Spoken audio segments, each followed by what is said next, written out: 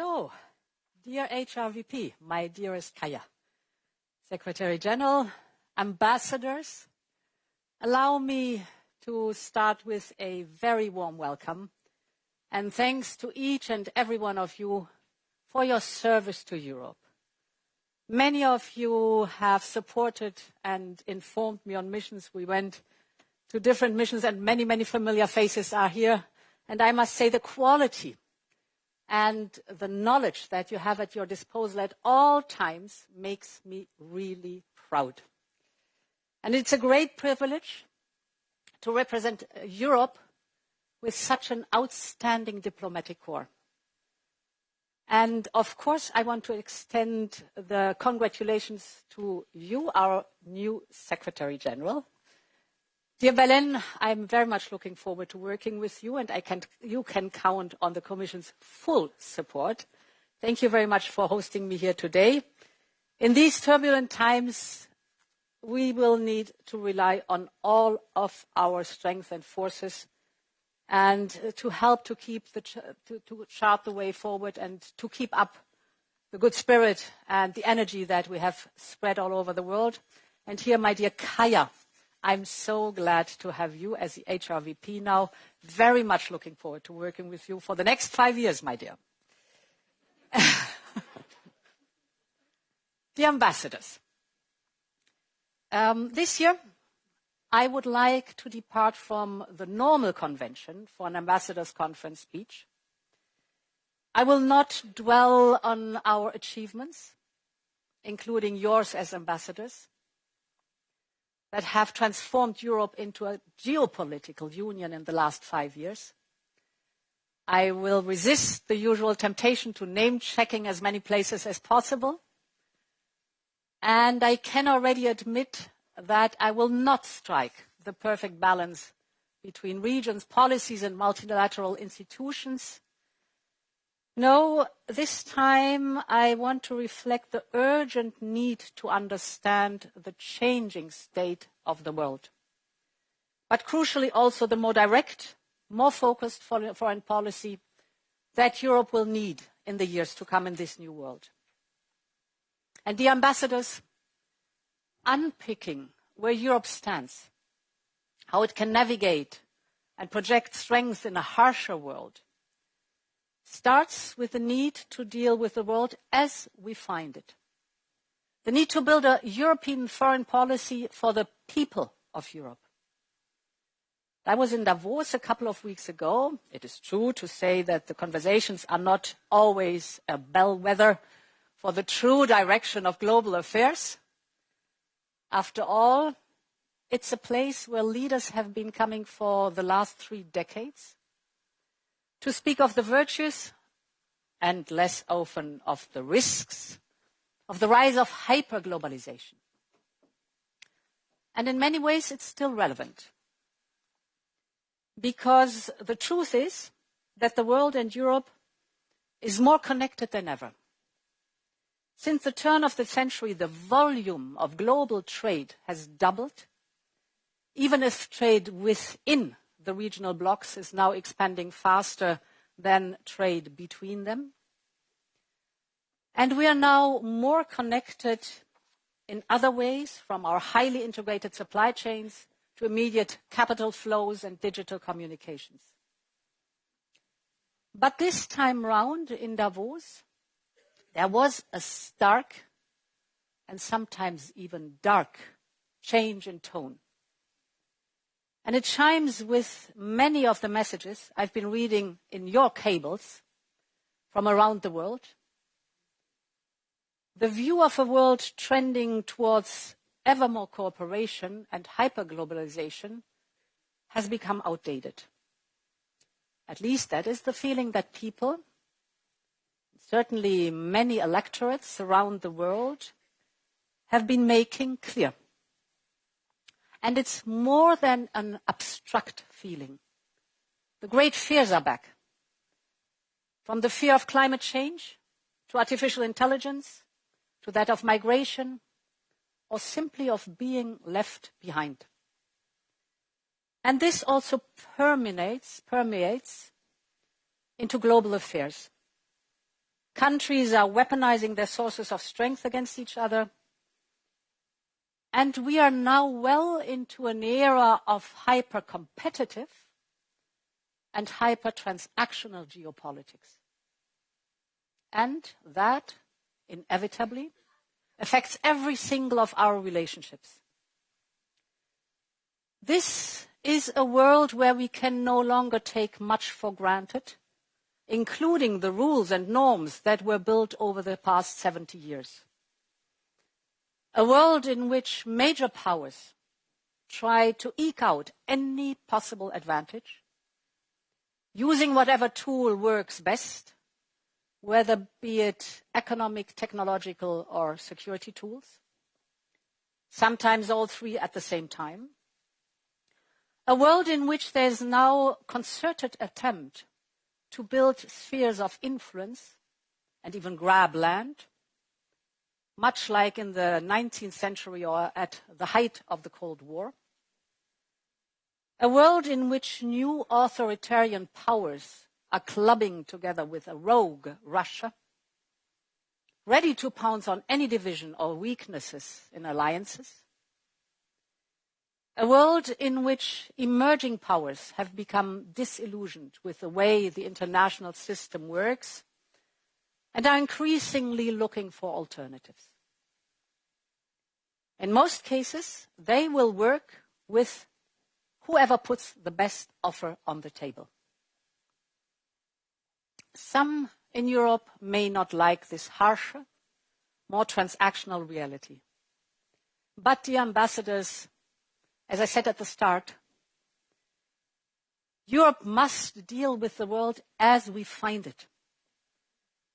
And I am convinced that in this hot-headed world, Europe's best approach is to remain level-headed.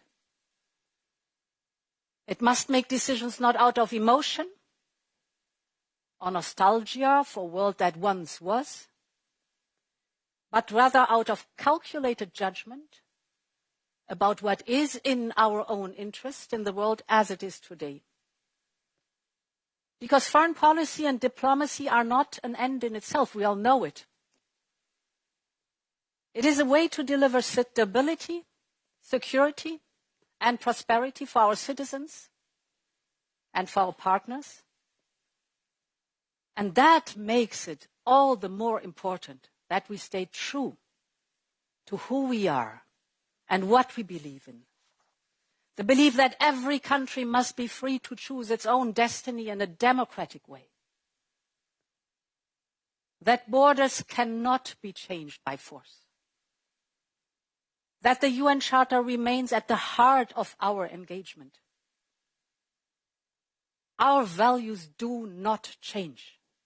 They are enshrined in the marble and history of our declarations of rights, of our declarations of independence, of our treaties. They are the living heritage of our tumultuous history. And they help to make us a reliable and strong partner. But to advance these values, we need to change the way we act. We need to be bold. We need to be agile. We need to engage. We might have to engage in tough negotiations, even with long-time partners. And we might also have to work with countries that are not like-minded, but do share some of our interests. Because the basic principle of diplomacy in this new world is to keep our eyes on the goal. That means finding common ground with partners to a mutual benefit and accepting that on occasion we will have to agree to disagree. The ambassadors, this will be all the more important as the world becomes more dangerous and as economic competition speeds up. There is already a race on. We all know it. From chips to artificial intelligence, from lithium to quantum, from clean tech to space, an arms race. And new races will continue to speed up on everything from the information space to the maritime routes, as we just see, or an advanced military equipment. We must do our homework here in Europe to keep up, whether by stepping up in defense investment, and this was yesterday in the European Council the top topic, or making our economy more competitive. This is what our competitiveness compass is all about. Being more competitive, making our own homework, that is necessary, strengthening our strength, closing the innovation gap, setting out a joint roadmap of decarbonization and competitiveness, reducing our dependencies, and increasing our economic resilience and security. This is crucial, because only with a strong foundation can we project our power. And we know that there will be an increased use of threats and economic coercion tools, such as sanctions, export controls, and tariffs. We have seen this again in the last few days and how quickly things can escalate. I want to be clear. Europe will safeguard its economic and national security. But it is important that we strike the right balance. One that places emphasis on the positive tools of economic statecraft, such as trade, investment, innovation, and production. We want to avoid a global race to the bottom that is in no one's interest. That has to be our primary focus, even as we prepare for all possible scenarios. We want to focus on strengthening the economic ties that deliver for Europeans, those that help to create jobs, bring down prices, and strengthen our security. And that is, of course, the case when it comes to the United States, a country with which we have the strongest of ties. The transatlantic partnership has been the cornerstone of peace and prosperity for the best part of the century. We share many of the same preoccupations, whether on regional stability or the global economy. No other economies in the world are as integrated in such an advanced way as the European Union and the United States.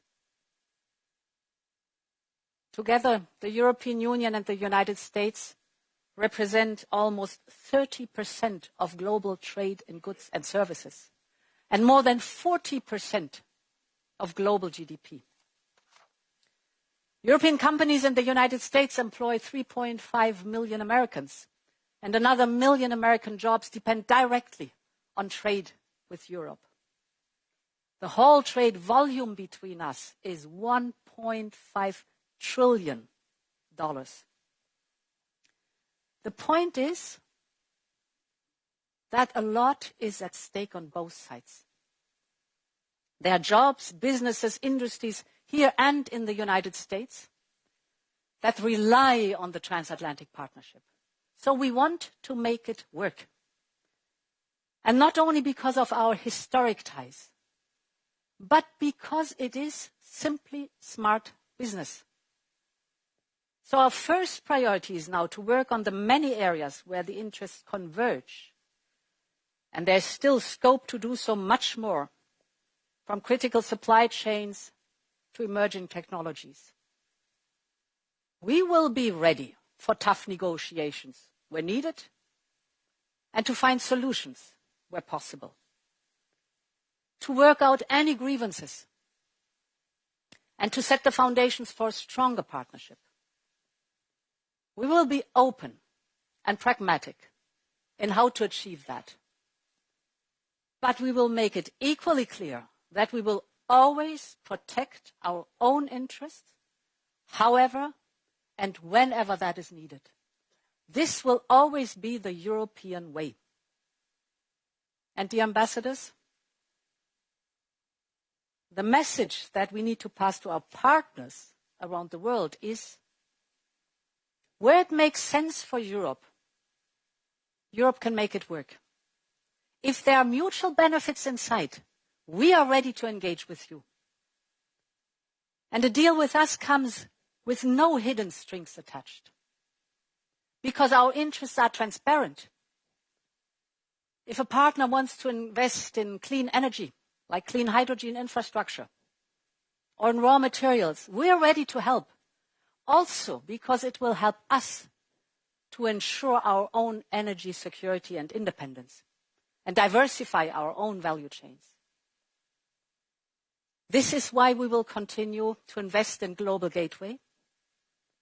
And this is why we are strengthening our trading partnerships.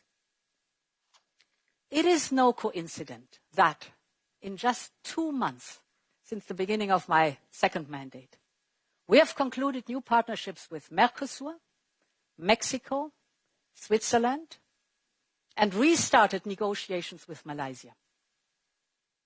Again, let me make the point that fair and free trade is not an end in itself. It is a means to deliver benefits first and foremost for our Europeans. This is also why we're deepening our partnerships right across the Mediterranean region. For example, with the multi-billion euro partnership signed with Jordan last week. This will help develop local industries and tackle shared partnerships on both sides of the Mediterranean. Later this month, we will travel for the first ever college visit to India to deepen our partnership right across the board. In March, we will have a summit with South Africa, where we hope to discuss the first in a new kind of clean trade and investment partnership. And we will have landmark events with partners in the African Union, Central Asia, and far beyond. In times of rising tensions and barriers, countries are looking for opportunities to grow. In many cases, they are looking for reliable partners to help fill a gap that may have opened up. And Europe is ready to do just that. Dear ambassadors, this global engagement is more important than ever in today's world. So we need to be ready to work with all major players. This will be an intense year in our relationship with China, as we mark half a century of diplomatic relations. You have heard me say, I guess, many times that our relationship with China is one of the most intricate and important anywhere in the world. And how we manage it will be a determining factor for our future economic prosperity and national security. China is a vital trading partner, accounting for around 9% of our goods exports and more than 20% of our goods imports. And most of that trade is mutually beneficial. But we have seen growing imbalances and risks which come with doing business with China. We need to rebalance this relationship and ensure that our trade and investment relations makes sense for Europe, both for its economy and its security. So we will keep de-risking our economic relationship, as we've been doing in the recent years. But there's also room to engage constructively with China and find solutions in our mutual interest. And I think we can find agreements that could even expand our trade and investment ties. It is a fine line that we need to walk, but it can lead us to a fairer and more balanced relationship with one of the world's economic giants. And that can make sense for Europe. Dear ambassadors, this new approach is about securing Europe's future security and prosperity. But this will only be effective if we stick to our enduring principles. Which brings me to one of my central points for today. The war in Ukraine remains the most central and consequential crisis for Europe's future. Russia's full-scale war will soon enter in its 4th year. Putin is trying harder than ever to win this war on the ground. His goal remains Ukraine's capitulation. And then we know what could happen next, because it has already happened before. He would move on to the next target, just like he did after 2008 and 2014.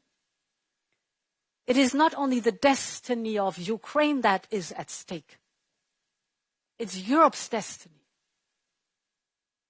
It is our first priority that we empower Ukraine's resistance.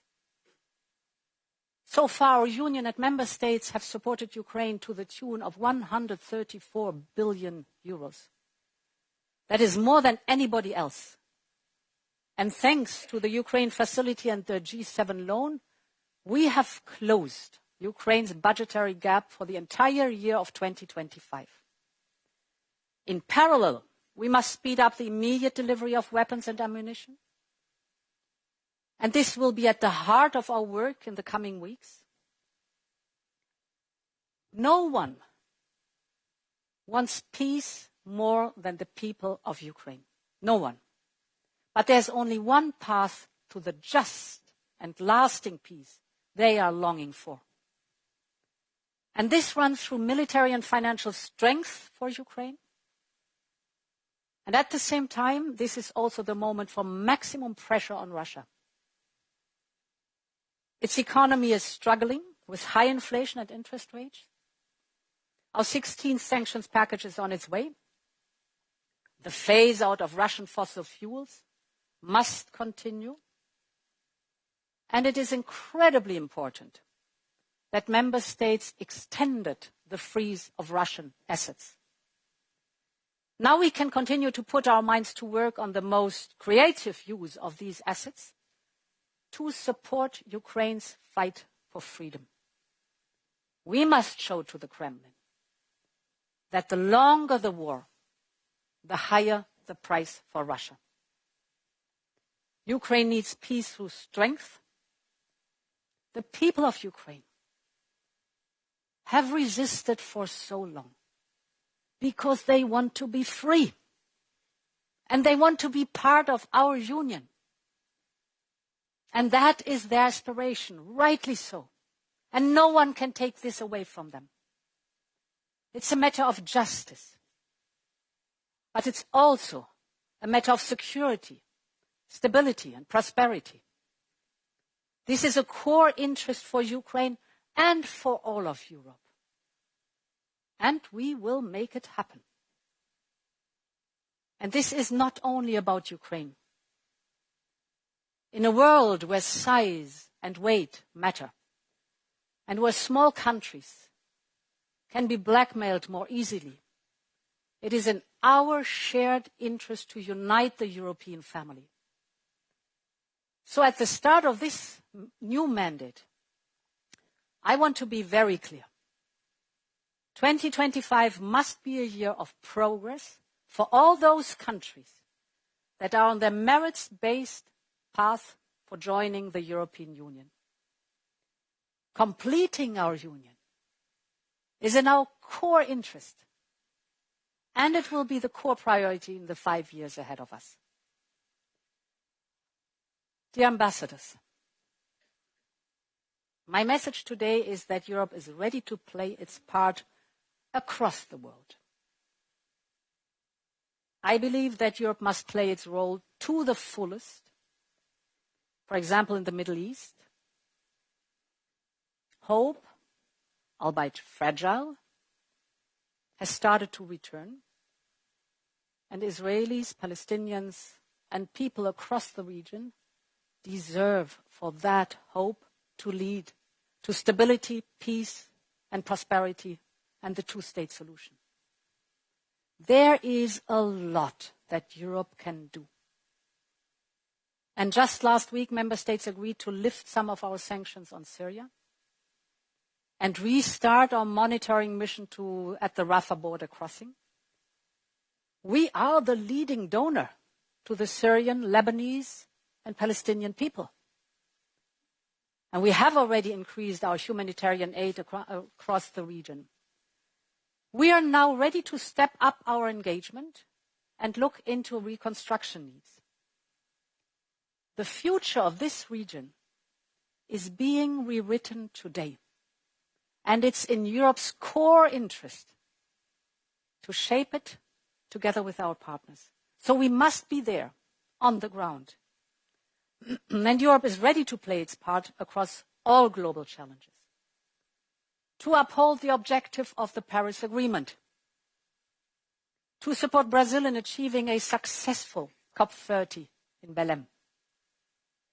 To stand by the World Health Organization in preventing new pandemics.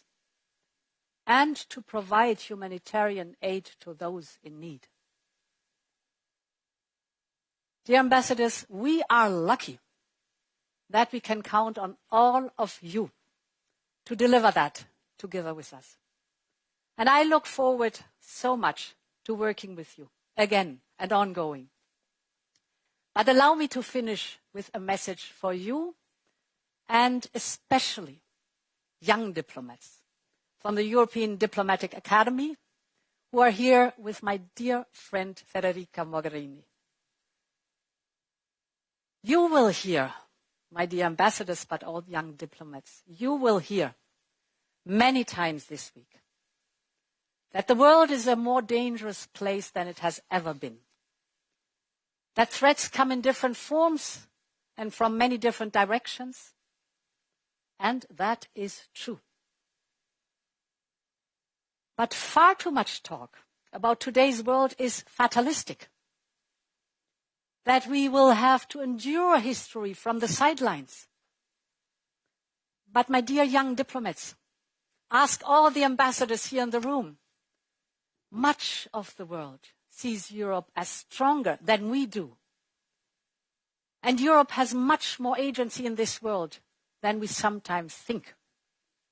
If we stay united, we are the ones, you are the ones, who can create the conditions for a more prosperous and secure future. And to draw on the work of the late Swedish academic Hans Rosling, we should resist the temptation to hope naively without reason, but also resist the temptation to fear without reason. Instead, we need a clear and reasonable idea of the world as it really is, and understand what we can do within. So, don't think in terms of pessimism or even optimism. Think in terms of the possible. And that is exactly what Europe will do. Thank you very much, and long live Europe. Thank you.